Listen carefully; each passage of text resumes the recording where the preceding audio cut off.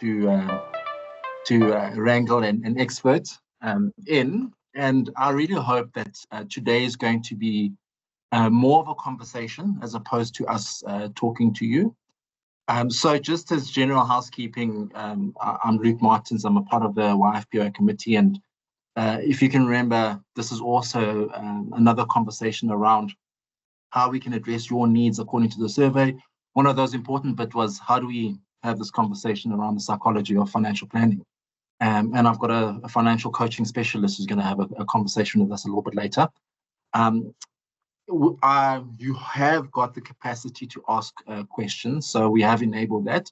But how we're going to proceed is, I'm going to present a little bit of information just to talk about the problem that you're trying to solve, how we are trying to unpack this little bit of this peculiar problem.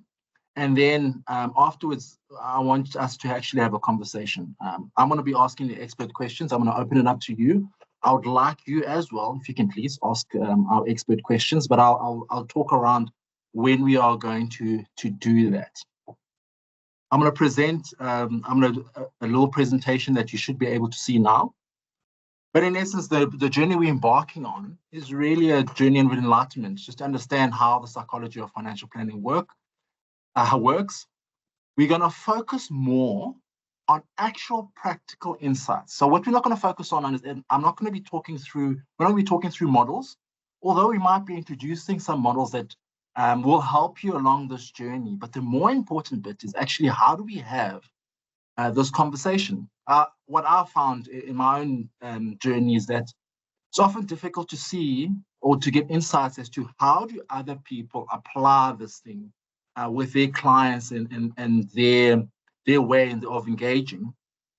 So our focus will be on the nuances. We're going to delve into the relationship and the intricacies of financial coaching and how they support this conversation around the psychology of financial planning. So let me start this off with a little bit of a story.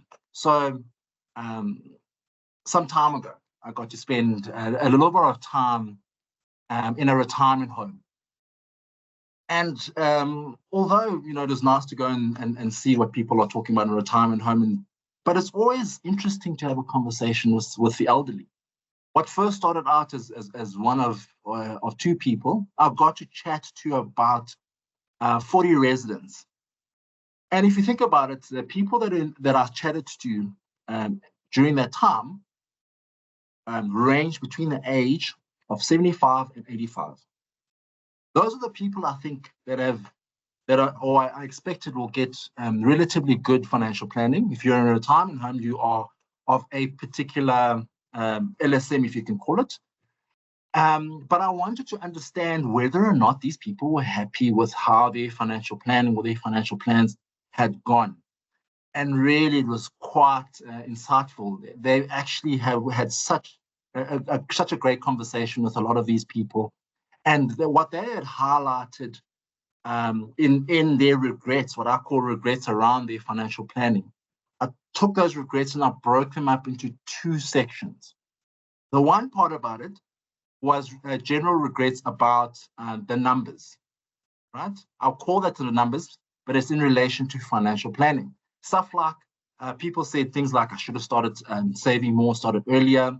I should have planned for my healthcare as a part of my financial plan. Should have educated myself around the role of my financial planner, played a more active role instead of my financial planner having a conversation with my spouse, and then I join in afterwards. And I was never really actively involved.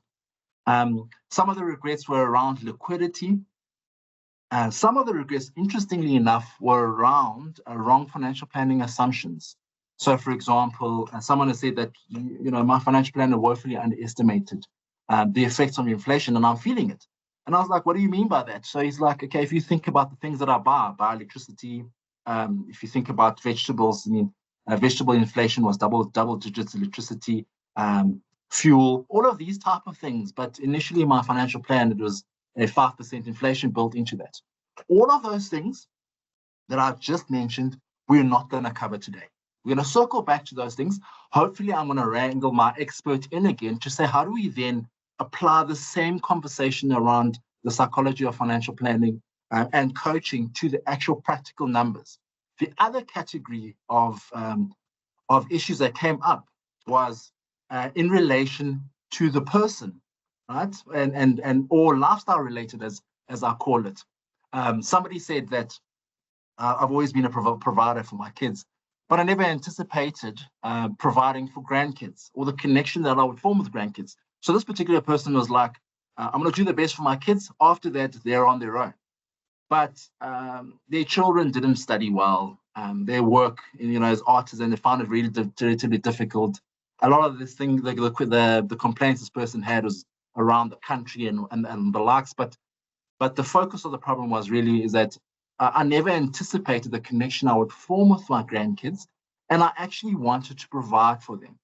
The other one said, I went from being a CEO, the most important person in the room, to being the least important person in the room in my own conversation with my spouse. The other one also has said that, the concept of a financial plan, they thought they could live on a reduced income. But when it actually came down to practically doing it, it was easy on paper, but they found that they couldn't manage their spending. They didn't understand how they had a plan. They had an idea of what their budget would look like, but quite often would overspend and didn't understand exactly why am I overspending where I need to.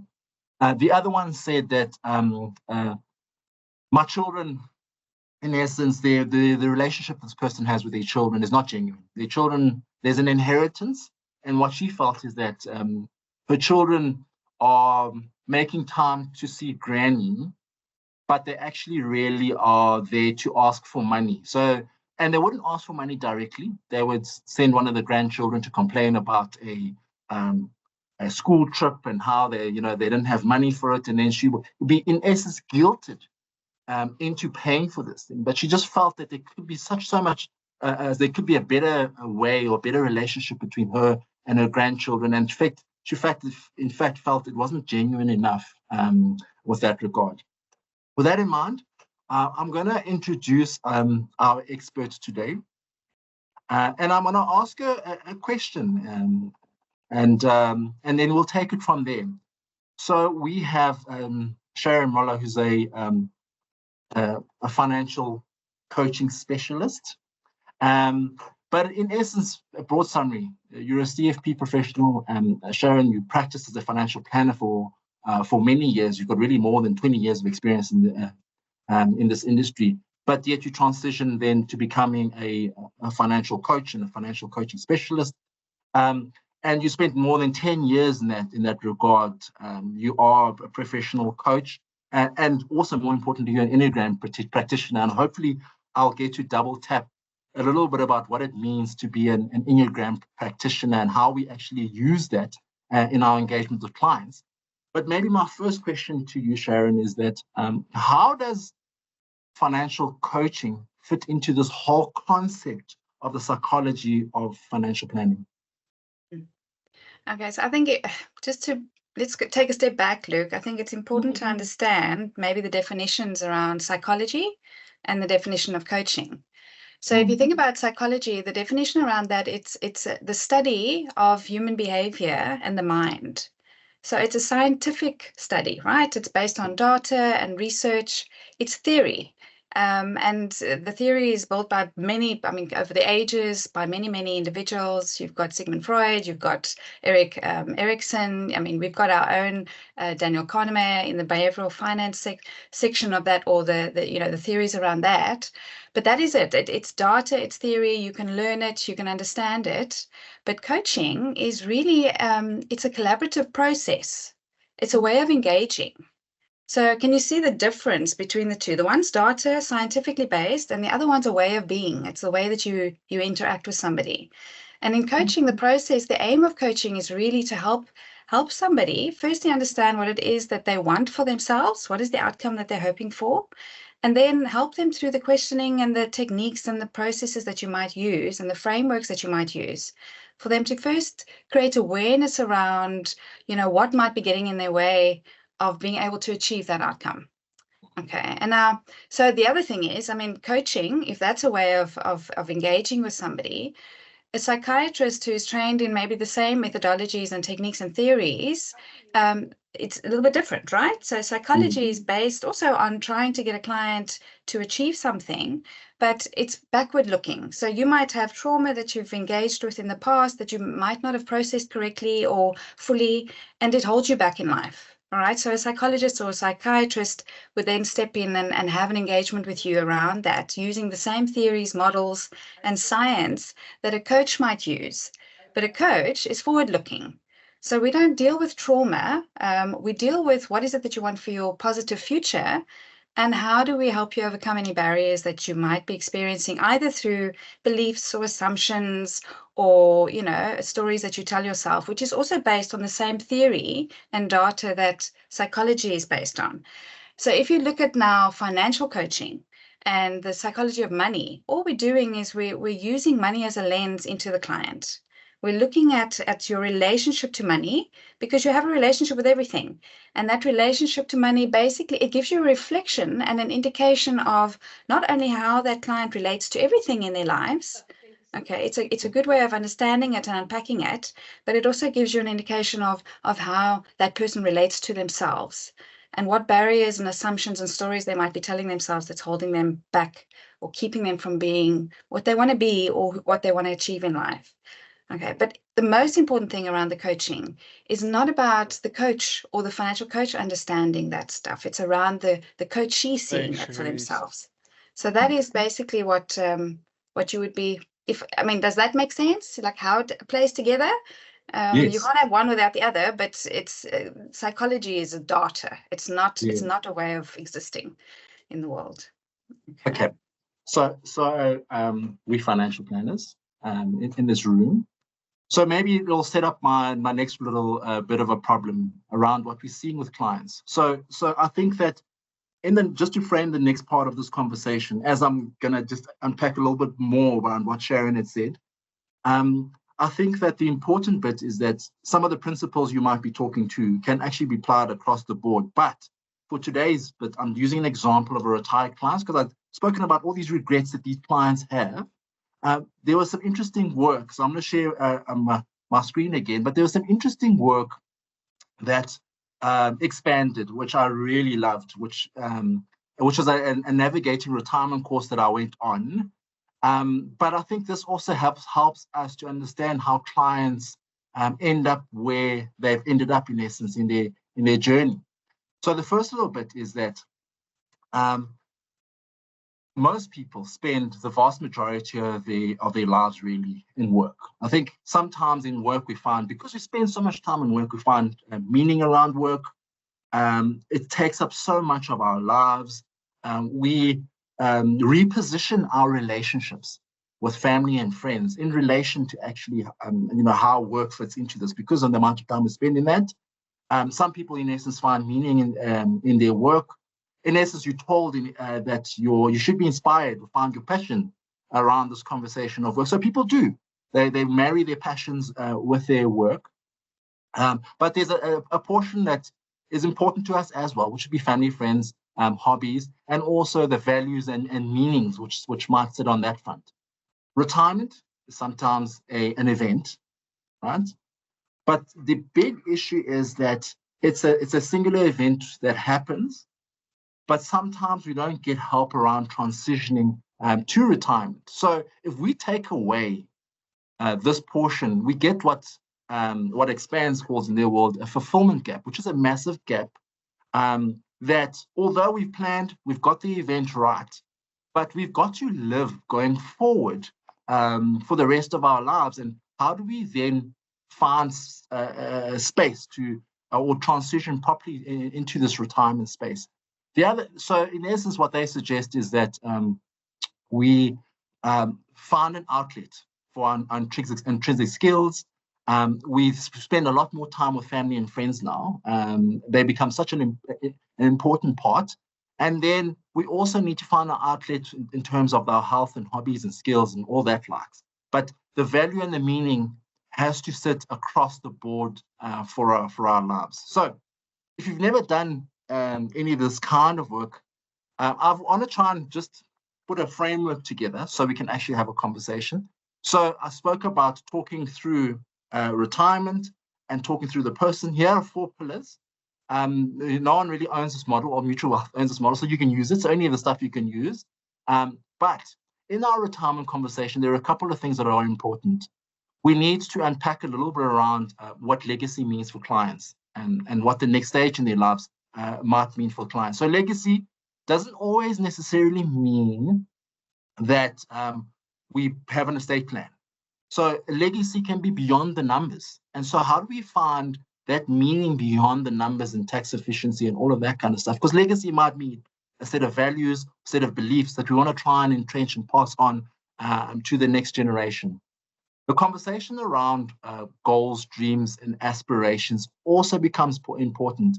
And quite often where clients get stuck, and this is something that we're going to unpack a bit, is that they get stuck because they only see the money. So for example, I don't have any money, so how can I dream around what my retirement looks like? How can you expect me to think around the next phase of my journey? But the important bit is that money doesn't have to be a hurdle to you having goals, dreams, and aspirations and hobbies and all of that kind of stuff. In essence, where we can find, where we fill in the space where there's a gap. So we need to encourage clients around retirement to find fulfillment and purpose.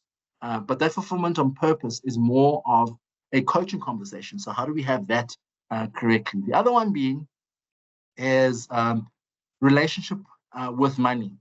So I've asked Sharon to help me in my client engagement around how do I get this right? But in essence, is that it becomes quite a significant part of a retiree's life because you spend a lot of time engaging with money, you know what I mean, whether it's a budget or how. So sometimes the conversation around investment returns and the need for returns actually comes from, how does a client engage with their relationship with money? Because sticking to the plan in retirement is so important. And so how do we get clients to understand their relationship with money?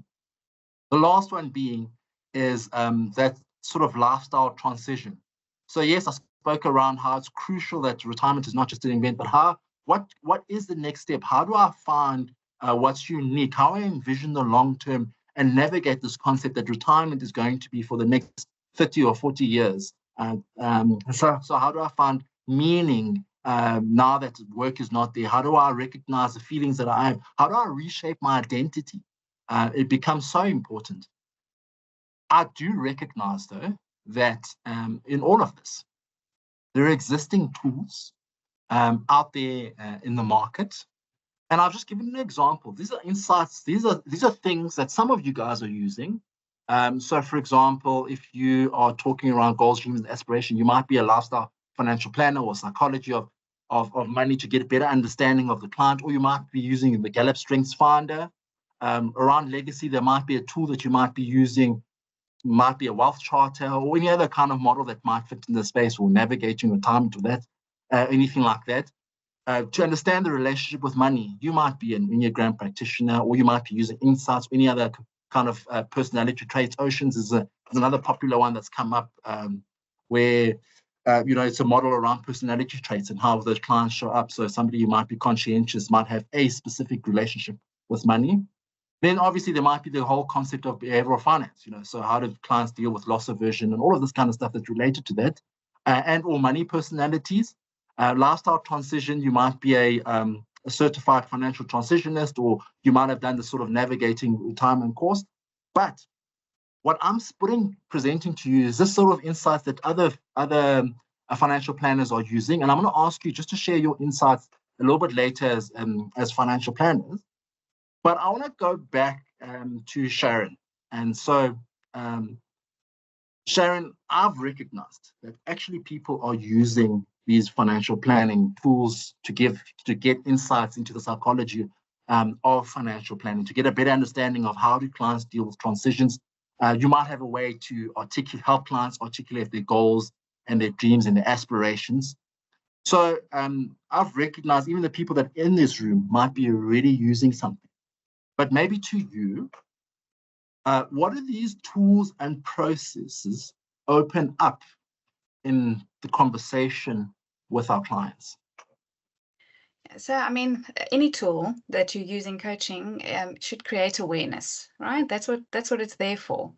It should create awareness not only for the person, the coach, the financial planner using the tool, but more importantly, create awareness for the client. It's almost like they get to look at their thinking when they use one of these tools. So if you think about a personality profiling tool, it's going to help a client see, not only noticing their behavior around certain issues or certain things in their lives, certain events, when they're triggered, how they might show up, but also the core motivation behind why they show up in the way that they do. It creates awareness.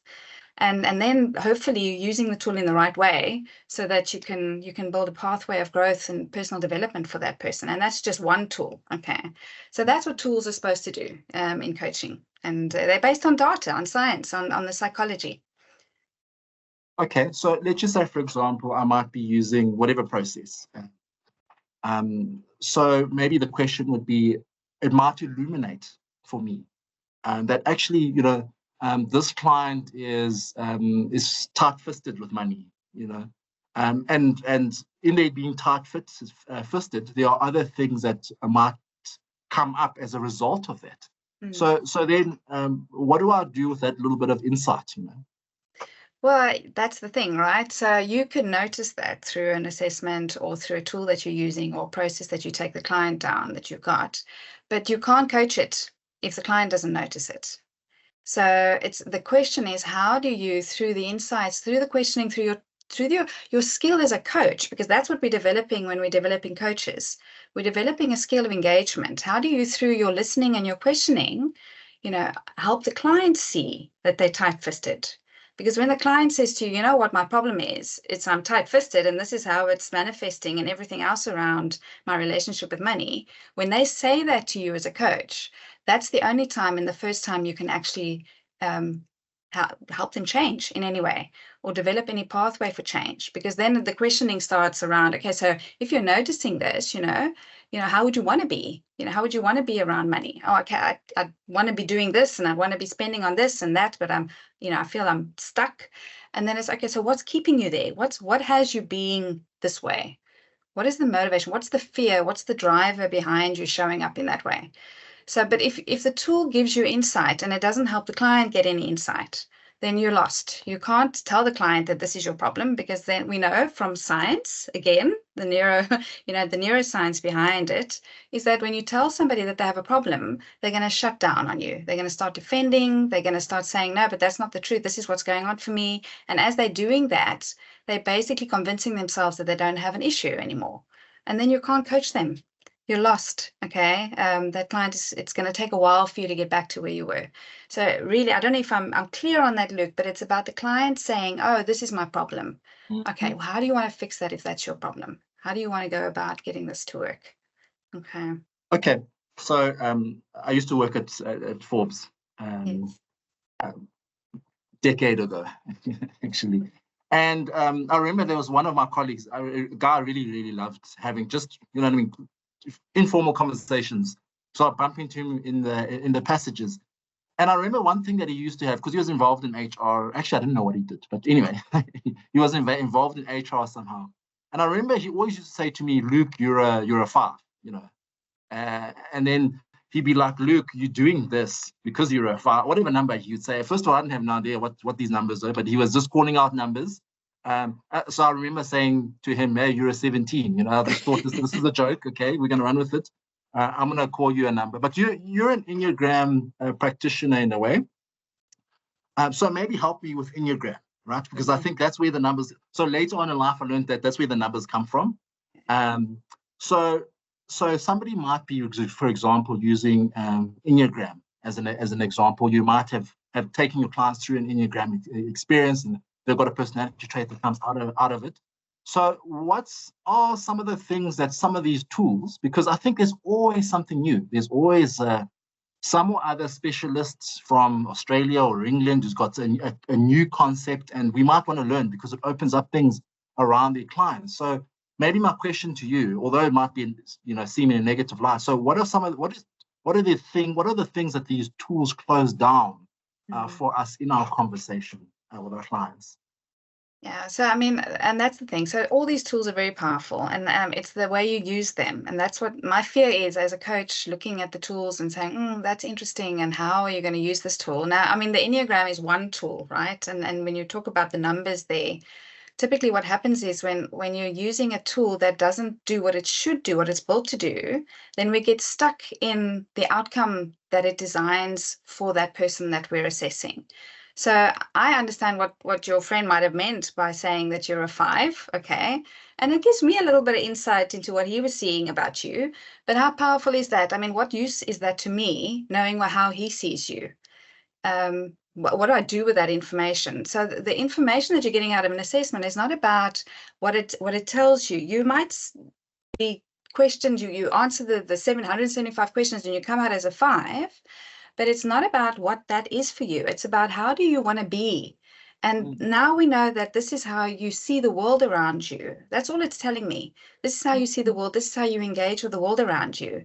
But it unlocks a pathway for growth that if you're using the tools in the right way, that's what becomes available. So now I know, because you're a 5, your strength would be to maybe step into a little bit of your lines, and there's a whole lot of things that happen there, but I'm going to use that tool then to develop you, and through my questioning and through the activities that we do together, that's going to build competency for you so that you're not a 5. We're not just a number. You're Luke, you have 5 traits. It doesn't mean that that's all you are. But you have everything else available to you as well. So you have access to all the other numbers on the Enneagram.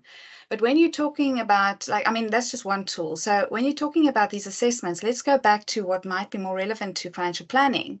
You've got these risk profiling assessments where, because of a personality trait, you're risk averse, or you're not risk averse, or, you're aggressive. And I think it's fine to understand those things about a client, but you can't get stuck in that. Don't get stuck in what that client, that assessment is telling you about the client. It's about questioning the client to get them to see it through how they're responding to your questions. Okay, so yes, now because you're questioning me, I'm seeing more and more of the fact that I'm risk averse. And if I'm risk averse, how is that going to impact on my financial planning? So what do we want to do differently here that'll help you overcome maybe, what this assessment is telling us? What is it that you're assuming here that makes you risk averse?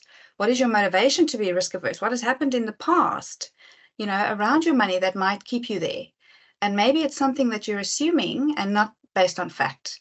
And can we maybe change the limiting belief that you might be living into that might not be serving you because you're not taking on the risk that you should? So can you see how there's a difference between the assessment and how we work with the assessment as coaches to help a client work through it? And then, there's some development and pathway for growth for them. They're not stuck in that number. You're not just a 5. You're so much more than that. Okay. Okay. So I'm going to share a coaching model that maybe might help us to see what we're not seeing, but I think that we'll talk around how I've applied some coaching in my life. So, and then you can help me with that. So this is a coaching model used, it belongs and is owned by the UCT Center for Coaching. And it really, if for example, if you know somebody that had never delved into this space, this model might help you just to start having coaching-like conversations. Obviously, there's so much more that goes into the space. But in light of what Sharon had, we need to spend a little bit of time understanding where the client is coming from. I think, and also the most important bit in this understanding conversation, yes, we might understand, but does the client see themselves and understand for themselves how they're showing up in this space and in this area? So, but it gives you an idea of the amount of time we need to spend unpacking this. The next little bit is that it's actually, what do you do with this thing? How do I see beyond this? And I think it's for us to help clients understand in a collaborative point of view what kind of possibilities if they're stuck in an area, what kind of possibilities do they see, and how can they see themselves differently or show up differently in this world. So we're going to spend some time around possibilities. But then at the end of the day, we need to then talk around, how are we going to, what kind of actions, what kind of decisions or commitments, or how do we coordinate our actions, and who will be there to help us and support us in this particular conversation or journey. So it's just maybe just a way as a starting off point, just to understand a little bit around, okay, you've got an erratic relationship with money. How do I then help a client in this world? I'm going to ask maybe a question to Sharon. Earlier, you spoke about what the client is not seeing, right? Okay. Just tell me a little bit around what that actually means. When you say client, what do we, what do you mean? What kind of vision do we need to have, Yeah. Okay, so it's based on the science again. So if you think about the science of psychology and what they talk about, the theory, and I think this comes from, is it Sigmund Freud? It comes from that far back. The theory is that when you're born into this world, you are nurtured by somebody, you're raised by somebody, and because of your experiences in the very first couple of years of your life, you then develop a structure of interpretation. You develop a lens into the world, and the lens is designed and structured in accordance to keep you safe. So your experiences for the first 5 to 7 years of your life determines how you then see the world for the rest of your life. Okay, so we pay attention to things that are going to keep us safe, because that's what we're built for. The brain needs to keep us safe. So we block out everything else that's not important. Or everything else that we see is seen through that lens. So if I'm fearful of something, we talk about projecting out into the world, right? If I'm worried that, for instance, somebody's I need a lot of love and affection from other people. I need affirmation from other people, and that's my lens. Okay, so I'm looking for that all the time. Then what happens is the cycle is that I'm paying attention for that, but then I don't notice it. And when I don't notice it, it makes me even more fearful, and I put up more barriers. Okay, and my structure is reinforced. So we have things sitting, and that's how we design biases, right? Our biases come from that place. It's things that we see that might not be real, but it's because of our lens into the world that we've designed from a very young age to keep us safe, that decides on what our biases are. So there's a lot that we don't, I don't see a lot, okay? I mean, I've done a lot of coaching work on myself. That's part of the journey as a coach. You have to be coached, and by some very powerful coaches in the world, but still there might be things that are sitting in my blind spot that I don't see because I don't pay attention to them. And through coaching, it's about helping the client see what they're not seeing that might serve them. Okay, so it's creating awareness in those spaces that sit outside of our structure of interpretation of the world, outside of the story that we tell ourselves, so that they can design a different story, design a different narrative, and then live differently into the world, and more becomes available. And that's when you're talking about the conversation for understanding. That's the work that we're doing, right? We're trying to understand what is your lens that you're looking into the world with, and what's sitting outside of that lens. And then we start seeing possibility when we're unlocking, when we're just broadening the lens a little bit more, so you can see more, and then possibilities become available to you. And now, once you see the possibilities, what actions are available to you? What can you do differently, or more of, or less of, that will help you live more into this new way that you want to exist into? And from a financial planning point of view, I mean, I always want to bring it back there because it sounds very coachy and people go, oh, that's not for me. I don't want to do that stuff. But from a financial planning point of view, you must think of that narrative or that lens as the client's story about money, and how they talk about their money and how they relate to money. And that's also built on a structure of interpretation. And it's really reinforced by the structure of interpretation that we spoke about earlier. And then if we can help the client see that, you know what, you're blind to certain things around your money, and it has you showing up in a certain way. What if we saw that? What if I could show the client what they're blind to around their money? Maybe budgeting isn't something that should be painful to do, if that's what the client says. I don't like budgeting, it's boring. It's not something I want to spend time in. I just like to spend, and then whatever's left at the end of the month, there might be some to save.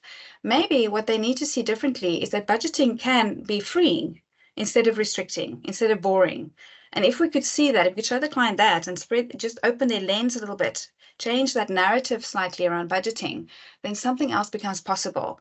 And now that I can actually see the freeing up of how it frees me up to budget, even though I thought it might be restrictive and boring first, it actually allows me to build the freedom that I want later, because now I can start planning for a life that I want in the future that might be exciting and not boring. Okay, so can you see that from financial planning point of view, we try and talk to the money in that way?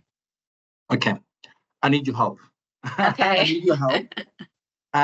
For everybody else in the room, after I've finished asking Sharon for help, around this particular scenario that I have and what I might not be seeing, I'm going to open up the floor to questions.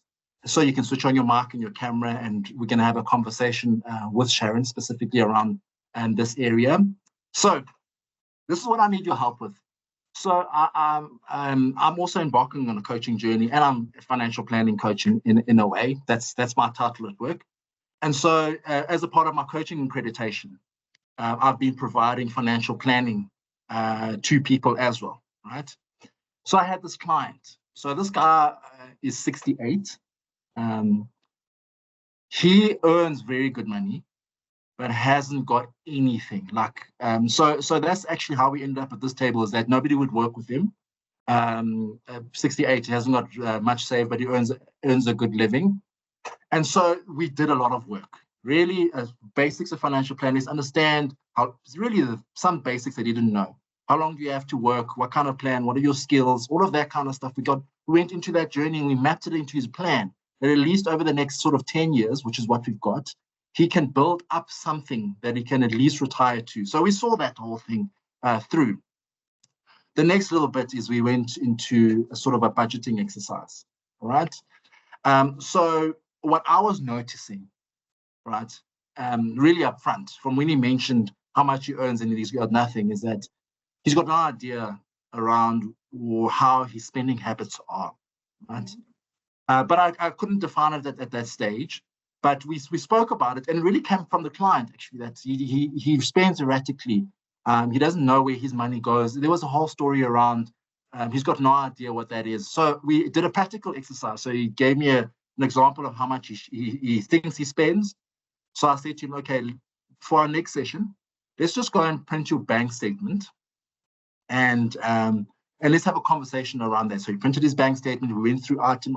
He really was overspending on his budgets about 10,000 Rand or so. It's only him.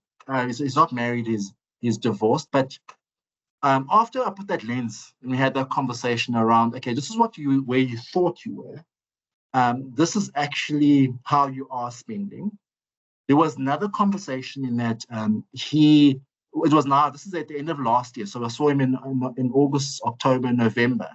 He was due to have his children over and all of that kind of thing. And then we were going to pick the conversation up at the beginning of the year. So we did all this work, showed him the lens, we had a conversation that he was an impulsive spender, this whole thing. So that came from the client.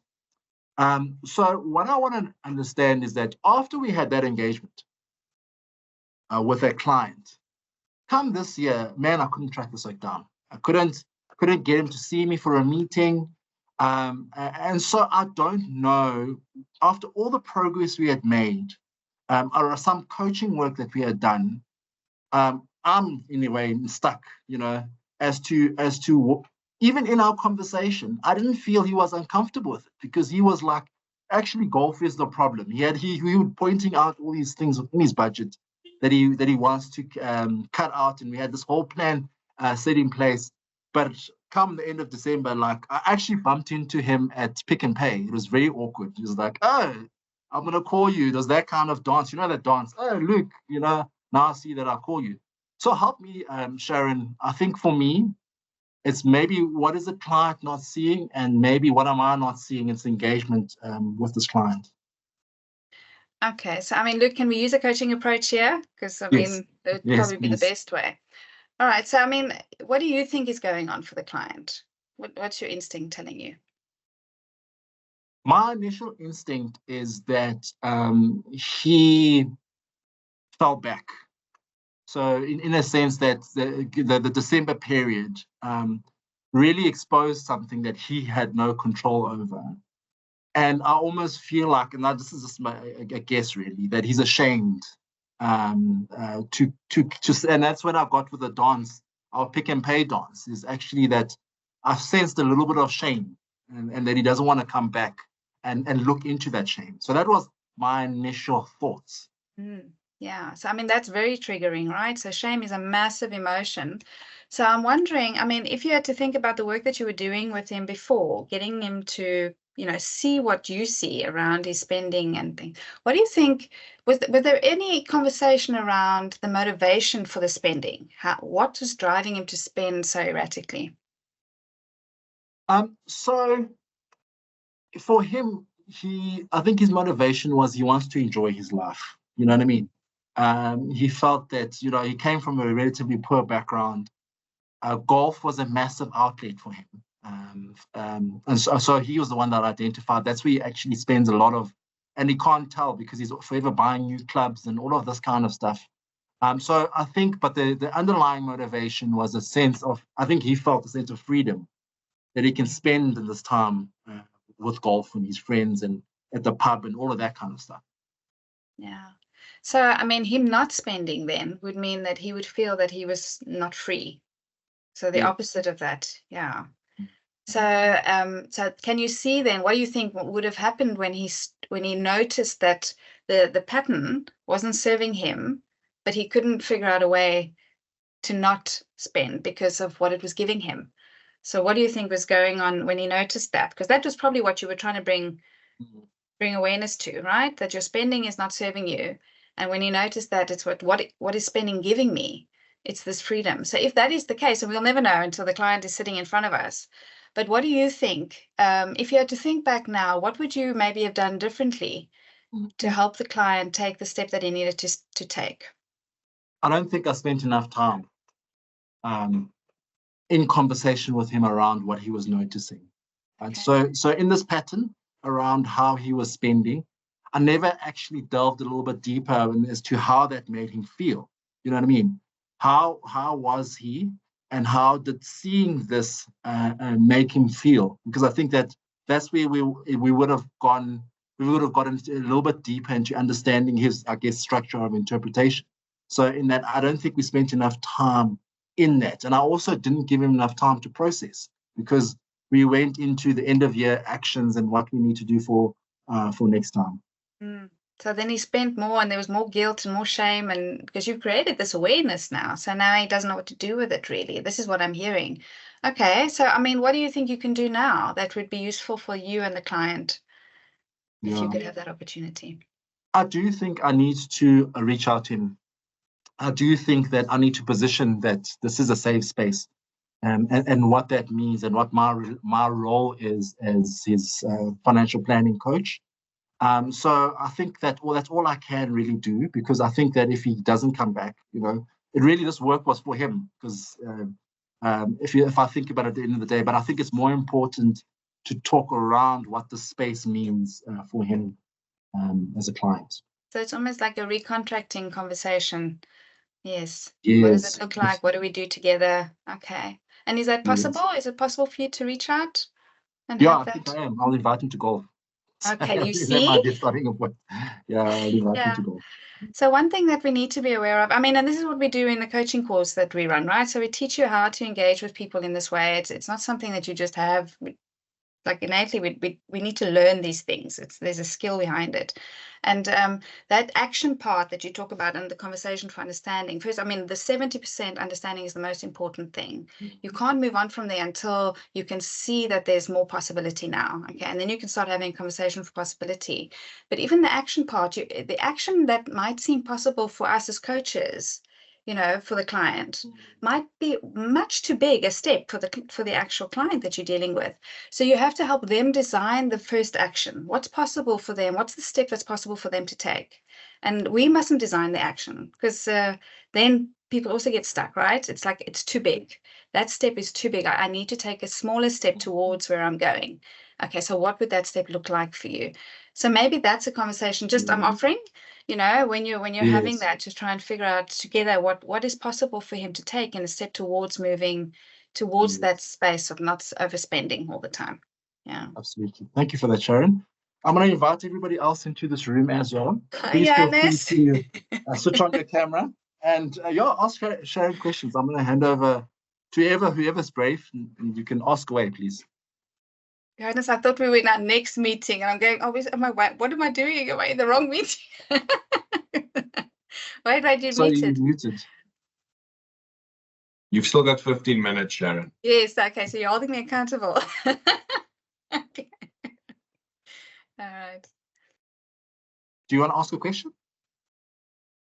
Yes, please. Can I ask a question? Hi, everyone. My name is Mona.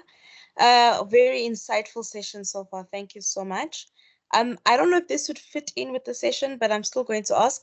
I know the focus is coaching in terms of like a client-planner relationship, but in my case, I want to ask financial planner to financial planner. So I find myself in a space where I'm moving from an IFA into the corporate space, but I'm still in financial planning.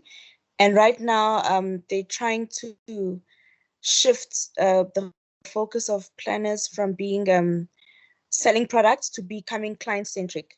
So rather offering products that are suitable for clients' need rather than those, that will generate you more profits. So in terms of myself and engaging with other planners that need to shift the mindset, what would you recommend, suggest, or advise would be the best approach without coming across as maybe imposing or better than, but just wanting them to see the importance of being client-centric? I don't know if my question is clear. No, it is very clear. I'm actually giggling because this is what Luke and I have been doing for the last 9 years. So, it's a process. It doesn't happen overnight. So Luke, wait, you're thinking on that first before I dive in. Have I thrown you under the bus now? Yeah, you have. It's a big one. That's the big one. I want to say if you figure out the answer, well, then you come and tell us. But no, I'm not going to go there. Okay, no. So I think, any change in anyone's life is massive, right? Change is threatening. It makes us feel uncomfortable. And this is based on the psychology again, the science, the data that we were talking about. We know that it's difficult for people just to change. There needs to be a process in place. And firstly, you need to have the motivation. So there must be purpose in changing. If I'm going to change what I'm doing because it's working for me right now, what is the benefit? What is my purpose in that? So, and sometimes we forget that there needs to be purpose, and my purpose for it might not be your purpose, and I can't put my my thinking on it. I can't make you feel what I'm feeling about it. So it's about that person that needs to change. It's about figuring out what is important around this for them. And then you need to have a good process. Once you have purpose in it, then there needs to be steps that we can break down as to how this is going to happen. Okay, these are the steps we're going to take, and this is going to get you to where you need to be different. But if you don't know why you're being different, then already the first part, you're not going to be able to take any steps towards it. And then the steps must be doable. They must be doable steps. Otherwise, we just revert back to our old ways because that's comfortable and it's easy, and each person's change process is different. And it's emotional, and sometimes we forget about the emotions that are involved there. So I don't know, we can have a whole webinar just on this, but yeah, I don't know if that helps at all. I actually think that I think that they've done all three, and probably we're at the stage where we're implementing the actions, but obviously it's not been taken very nicely by the planners because like you said, yeah, they feel like why are you trying to fix something that's not broken, but they don't understand where the missing link is. So maybe it's just a matter of time. It's uncomfortable at the beginning, but just giving them time because it is fairly new. The process is new. So yeah, thank you so much. It sounds to me there's no purpose. I mean, why must I change if everything's working? I wouldn't want to change if things were working and I didn't see what was going to be different for me. What's the benefit of me changing things? So I think that might be just need to be revisited a little bit. And sometimes corporates put their own purpose into it, and when we don't actually design the purpose together, the people that are actually rolling this out, it hasn't been discussed properly and unpacked properly and spent time in that. And we just go, this is what we're going to do, and this is how we're going to do it, and everybody needs to be on board, and this is the time frame that we have, and that never works. Doesn't matter how you try to get that to work, it never works. Okay, thank you so much. Thank you. There's some questions in the chat box. I don't know, Google, if you are willing to ask your question. Otherwise, I can read it. Basically, what tools can we use to notice the prejudices, views, and prevent us from projecting on those clients? Is it advisable to share these with our clients during the coaching process? So that is such a great question. So, I mean, any coaching work, anybody that does coaching work, it's a prerequisite that you need to be coached yourself. Okay, so you need to understand your own biases, your own structure of interpretation, your own views and assumptions. And because if you don't notice that and work with that and become aware that, it's like you can't coach somebody else. So because my stuff will always get in the way if I don't know it's my stuff. And then I'll be coaching my stuff instead of trying to coach the client. And then nothing will change, right? The coach will just be frustrated, and so I can't coach anybody that is more aware about their stuff than what I am. Okay, I'm always going to fail in that. So my personal development and growth and awareness is of utmost importance as a coach. And I think for financial coaching, it's exactly the same. Your relationship with money taints your view around money. And unless you see it and you understand it and you've played with it and you've become aware of what that is for you, you can't help somebody else see theirs. Because your stuff will always get in the way. So, I mean, I know what my relationship with money is. I've been coached around it numerous times ad nauseum for the last 7 years. So I know when I'm doing financial work with somebody that when something pops into my head and I have a bias towards something, it's my stuff that's getting in the way, and I have to use the skill of putting it aside, of creating that blank canvas again, so that I can be fully present to what's happening in the room for my client, so that we can see what's going on for them and not be tainted by my issues with the world and money, which I have. So I'm not perfect. Yeah, Google. Hi, thank you so much, Sharon, for that. Just a follow-on question to that initial question is, where do we go then? Because we are so busy coaching clients and trying to get them into the right behavior, but I have noticed that my stuff gets in the way. I try to coach clients in a particular direction, and I know when I do it, I just don't know how to stop it. And I think I need a framework around which, can prevent, as I said, or stop, just like to flag it every time it happens. But also just that's number one. Number two, where do we go? What would you recommend financial planners do, or what type of coaching should we get for this? So there are different ways of doing this. I think the easiest way, I know of financial coaching courses. We run one. So at Old Mutual Wealth, we also have one that we run. I know of one that Hendrik runs at the University of Orange Free State. And that's a year-long course that he does. And Rob McDonald runs one through the Fund House. And you need a coaching course that's worth its salt will spend half its time in coaching you first and creating the awareness that you need around your relationship with money first. And I do believe that those three are definitely, they're going to be doing that for you. Okay. And then the power just starts happening from that place, because then you've been coached using the models that you're going to be trained on. And then you actually start coaching other people in the course so that you can learn the skill of coaching and listening in the way that you're supposed to be listening and asking the powerful questions that you're going to be asking. And then they give you models. I have models. Hendrik's got models. I'm sure Rob's got models that we give you to use as a lens as to how you're listening to the client. Because that's what it informs. The science behind it, the psychology behind it, are just lenses that you use to be able to listen and help the client listen to their thinking as well and the way that they see the world. Okay, so find a course. That's one way. Otherwise, you've got to speak to one of us and we'll coach you around your relationship with money. That's the other option. But it depends on what the end, the end point for you is, and what journey you want to take in that. I hope that answers your question. Yes, it does. Thank you. Maybe a testimony, I think, to some of the work that Sharon, you have done. I don't think you know the story. There was somebody that we were working with. He had a succession issue. Couldn't find somebody. Like for the longest year, there was always somebody. He couldn't find the right person. There was all of this kind of stuff that he, always had people in his business then just not like them because however they've shown up in it. I think once he's done a bit of self-work, I think when he came back to me and he said to me, first of all, Luke, I noticed that I have a prejudice towards you and your people, because I never looked at somebody who doesn't look like me, sound like me, you know what I mean, that could potentially be the successor to my business. And just by him having that little bit of insight about how his bias really was not just on his clients, but also his worldview was just opened up. And I think that after that, he looked to diversify who he brings into his business, just to start that journey, to say, actually, I actually excluded women and whatever it is, because he just had a particular prejudice that he thought, you know what I mean, the kind of people that are my clients like me because of the way I am. And so also, I think we had another chat around what he noticed. He just said that actually it was just an eye-opener that, you know, that he needs to invest in this country and also the people of this country.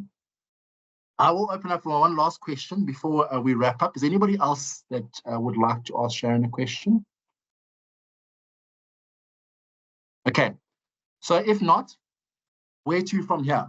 So I do think the first thing is that financial coaching is a journey of self-learning more than it is any course or any, you know what I mean, or any tool. I do think Sharon spoke around about how these tools help to open up these kinds of conversation.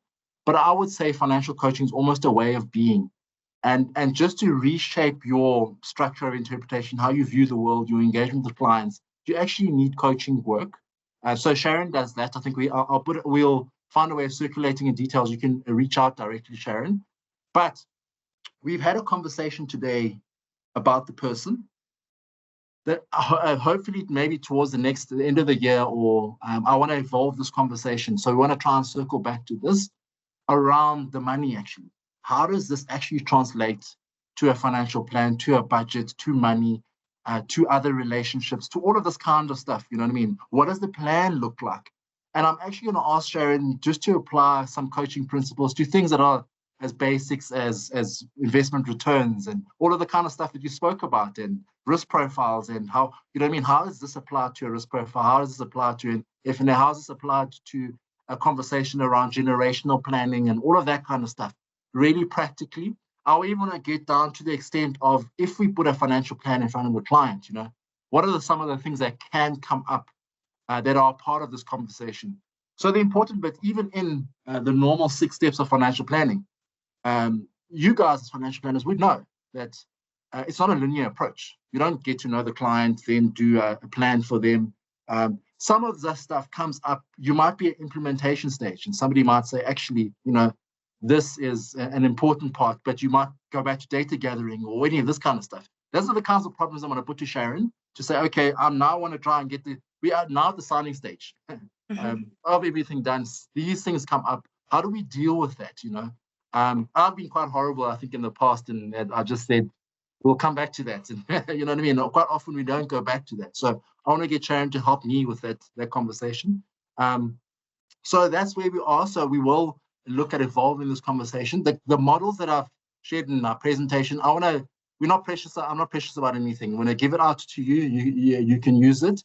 I do think that also, you know, there is other stuff that you can use. So in essence, I think coaching is a way of being. Sharon doesn't own coaching, but yet she's a coach that can help you in your coaching journey. So even if you want to apply for a course and do whatever it is, we have this environment where you can actually have a chat to Sharon around what she does, and how she does things. I want to say thank you to Sharon. Sharon, thank you for your time. You're very expensive time. I don't want to say it, but precious and expensive time. Thank you for everybody else for joining the session. And hopefully we'll see you again, and we can get Sharon in to talk about the numbers, you know, and how we apply this to the numbers. Thank you, everyone. Bye-bye.